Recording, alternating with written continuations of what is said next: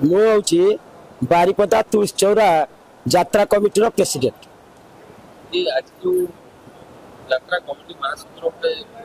meeting हला meeting रे कोन निष्पत्ति हला माने चरम चरम निष्पत्ति या हला जे राज्य कमिटी संघ तरफ आमर आसीथिबा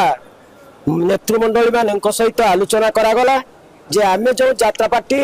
आमे करूचे आमे पड़िया दौचे यात्रा करूचे ताकू घर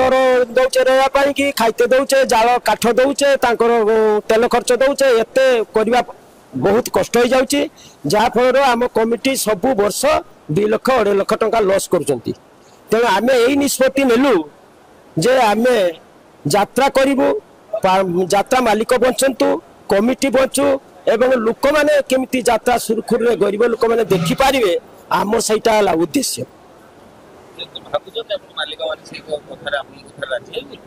जदि मालिक माने आमर कमिटी राज्य कमिटी की सहित बसी सब आलोचना करके उठे धार्य न करती